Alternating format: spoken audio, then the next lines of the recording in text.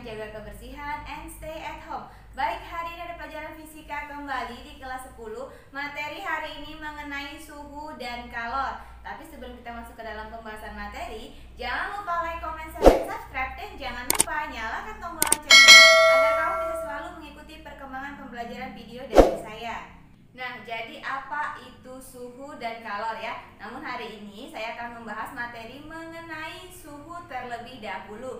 Jadi suhu merupakan suatu besaran yang menunjukkan ukuran derajat panas atau dinginnya suatu benda. Nah, untuk mengukur perbedaan panas dan dingin pada suatu benda digunakan alat ukur yang dinamakan termometer. Pertama, pada materi suhu adalah penentuan skala suhu pada termometer. Jika alat yang digunakan untuk mengukur suhu adalah termometer, maka termometer yang sering digunakan adalah termometer yang terbuat dari kaca kemudian diisi zat cair. Nah, zat cair sendiri ini bisa diisi oleh air raksa atau alkohol. Jadi keuntungan atau kelebihan dan kekurangan dari penggunaan air raksa dan alkohol adalah sebagai berikut. Perhatikan di papan tulis. Nah, keunggulan dari air raksa yang pertama adalah air raksa sensitif terhadap panas benda yang diukur sehingga suhunya sama dengan suhu benda yang diukur tersebut.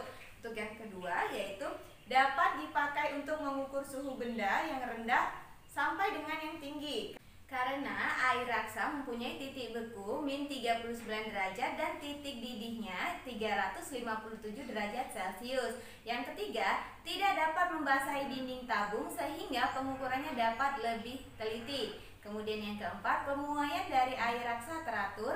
Yang kelima, mudah dilihat karena air raksa itu mengkilat. Nah, keunggulan air raksa yang selanjutnya yaitu memiliki titik didih yang tinggi 357 derajat Celcius sehingga dapat digunakan untuk mengukur suhu yang tinggi. Kemudian kalor jenisnya kecil sehingga dengan perubahan panas sedikit saja sudah cukup untuk mengubah suhu tersebut. Kemudian selain dari keunggulan dari penggunaan air raksa juga terdapat kerugian dari penggunaan air raksa tersebut. Yang pertama yaitu penggunaan air raksa ini terbilang mahal. Yang kedua adalah memiliki titik beku yang rendah min 39 derajat Celcius sehingga tidak dapat mengukur suhu yang rendah. Kemudian air raksa ini beracun sehingga apabila termometer pecah akan menyebabkan keracunan. Nah, kalau tadi sudah dibahas mengenai keunggulan dan kerugian dari penggunaan air raksa, sekarang kita akan bahas mengenai keunggulan dan kerugian dari penggunaan alkohol. Jadi kalau penggunaan alkohol ini keunggulannya adalah yang pertama, alkohol memiliki titik bekunya min 114 derajat Celcius dengan titik didihnya 78 derajat Celcius.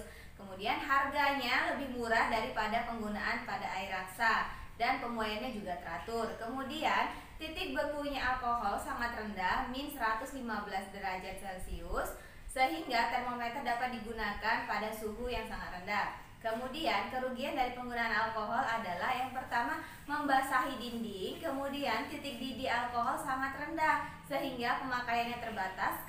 Nah, jika tadi kita sudah membahas mengenai penentuan skala suhu pada termometer, lanjut ke yang berikutnya yaitu mengenai skala suhu pada termometer. Nah, termometer yang digunakan yaitu ada 5 jenis dari skala termometer, yang itu yang pertama Celcius, kemudian Reaumur, kemudian Fahrenheit, kemudian Kelvin, dan yang terakhir adalah Rankine. Nah, skala suhu yang pertama yang dibahas adalah mengenai skala suhu pada Celcius ya, derajat Celcius, di mana titik bekunya adalah 0 derajat dan titik didihnya 100 derajat Celcius sehingga mulai dari 0 derajat sampai dengan 100 derajat Celcius dibagi dalam 100 skala. Kemudian yang kedua yaitu mengenai Reaumur ya, derajat skala suhu pada Reaumur untuk termometernya. Yang pertama titik bekunya yaitu 0 derajat dan titik didihnya 80 derajat sehingga mulai dari 0 derajat sampai dengan 80 derajat Reaumur dibagi ke dalam 80 derajat Reaumur. Untuk yang ketiga yaitu mengenai derajat Fahrenheit yang memiliki titik bekunya 32 derajat dan titik didihnya 212 derajat Fahrenheit sehingga mulai dari 32 derajat sampai dengan 212 derajat Fahrenheit dibagi dalam 180 skala.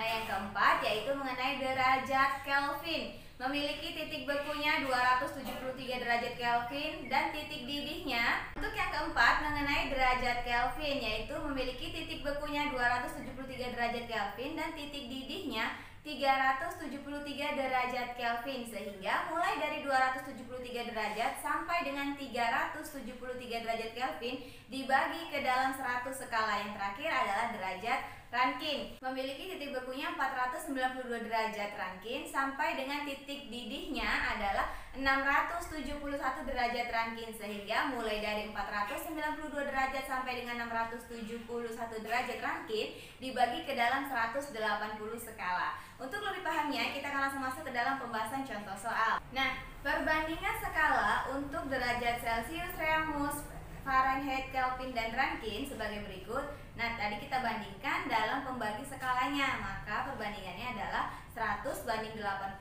dibanding 180 dibanding 100 dibanding 180. Maka jika disederhanakan, perbandingannya menjadi 5 banding 4 banding 9 banding 5 dan banding 9. Nah, kesatuan dari Celcius ini jika ada soal nanti ubahlah ke dalam Celcius, dari soal Celcius ke dalam Fahrenheit, Kelvin, dan yang lainnya. Maka rumusnya yang pertama kali dibahas yaitu untuk rumus Celcius. Derajat Celcius jika diketahui reamurnya maka 5/4 reamur.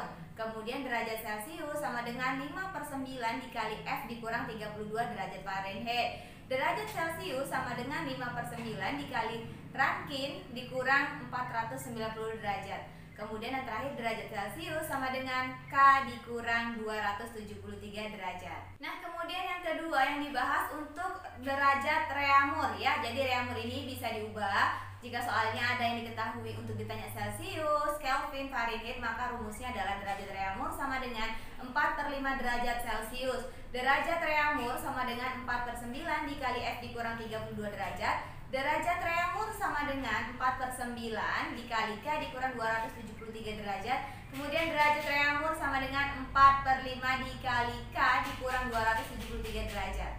Nah, kemudian yang ketiga yaitu untuk yang diketahuinya derajat, misalnya kita mau ubah dari Fahrenheit ke derajat yang lainnya, maka derajat Fahrenheit sama dengan 9/5 dikali C ditambah 32 derajat. Derajat Fahrenheit sama dengan 9/4 dikali reamur ditambah 32 derajat.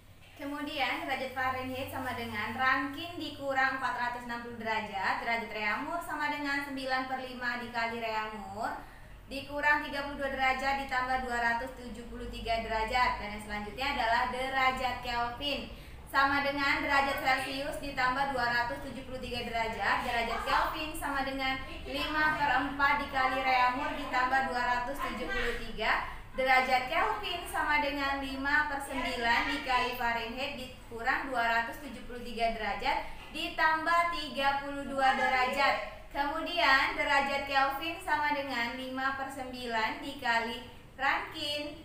Kemudian derajat Kelvin sama dengan 5/9 dikali Rankine dikurang 492 derajat ditambah 273 derajat. Nah, yang terakhir adalah derajat Rankine sama dengan 9/5 derajat Celcius ditambah 492 derajat. Derajat Rankine sama dengan Fahrenheit ditambah 460 derajat. Derajat Rankine sama dengan 9/4 dikali reamur ditambah 492 derajat. Derajat Rankine sama dengan 9/5 dikali Kelvin dikurang 273 derajat ditambah 492 derajat. Selesai. Untuk lebih pahamnya, kita akan langsung masuk ke dalam pembahasan contoh soal. Soal yang pertama adalah 16 derajat reamur sama dengan berapa derajat Rankine. Nah, jika soal seperti ini, perhatikan di papan tulis. Derajat Rankine sama dengan 9/4 dikali reamur ditambah 492 sama dengan 9/4 dikali 16 ditambah 492. 16 bisa dibagi dengan 4, hasilnya juga 4, maka nilainya 9 dikali 4 ditambah 492, hasilnya 528 derajat Rankine. Selesai. Nah, contoh yang kedua adalah 123 derajat Kelvin sama dengan berapa derajat Rankine. Maka jawabannya adalah derajat Rankine sama dengan 9/5 dikali K dikurang 273 ditambah 492, hasilnya 9/5 dikali 123 dikurang 273 ditambah 492. sama dengan 9/5 dikali min 150 ditambah 492.